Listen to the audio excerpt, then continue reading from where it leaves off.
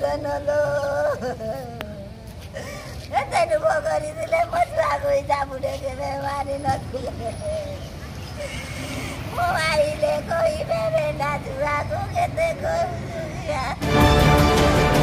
Plus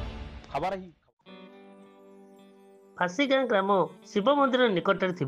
farm house मालिक गुलिकांड घटनास्थल में फार्म हाउस मालिक मृत ढेंकानाल जिला सदर थाना फासीगाँ ग्राम निकट फार्म हाउस गोलिकांड में जड़े युवक मृत्यु होती। सूचना मुताबक ढेंकानाल सदर थाना कलांग चाकुंडा नाली ग्रामर युवक गोविंद चंद्र नायक फासीगाँ शिव मंदिर निकट निज फार्म हाउस गत राति शोता बेले भोर 4टार फार्म हाउस को कहीं दुर्बृत्त आसी टर्च मारथिले। यह देखि गोविंद पार्टी करिवारु दुर्बृत्त माने गुली कर देथिले एवं जहा द्वारा गोविंद गुरुतर भाव उद्धार होई ढेंकानाल जिला मुख्य चिकित्सालय भर्ती होइथिले। हेले सेठारे डाक्तर तांको मृत घोषणा करथिले। हेले गोलीकांडर कारण अस्पष्ट रही। पूर्व शत्रुता को नहीं गोलीकांड होइथिबा साधारण चर्चा हेउछि। ए नहीं सदर थाना पुलिस तदंत जारी रखिछि। Dhenkanal Balram Sahu report Odisha plus. रीता लेंका कौन लगे स्त्री भी कौन केमती घटना है ये मामला कौन जन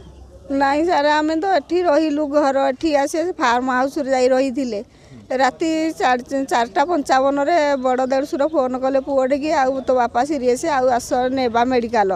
मुझे कहली देह तो भल थी कि मेडिकल कहती आम गाड़ी धरिकी माँ पुओ गला बेलू इमती गुली माड़ हो जाती धरिकी बसी छाती पकईकी आउ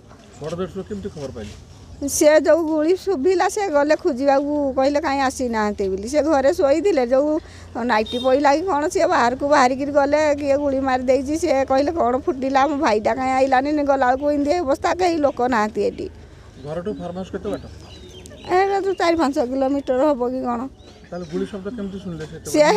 फार्म भीतर देढ़सुर को सी 2 जन रोते से फार्म भीतर घर अच्छी जे से शुईले नहीं आज्ञा क्या कथा मुझे जानी ना मुझे तो कही पारिनी एबे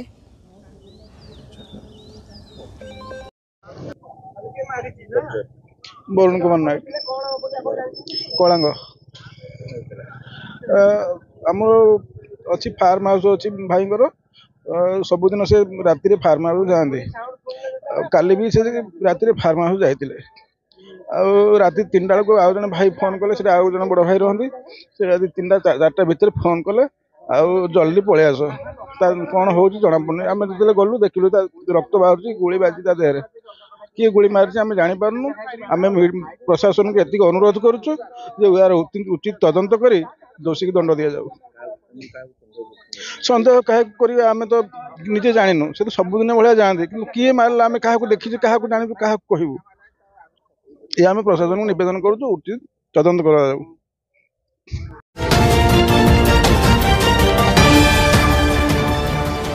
ओडिशा प्लस।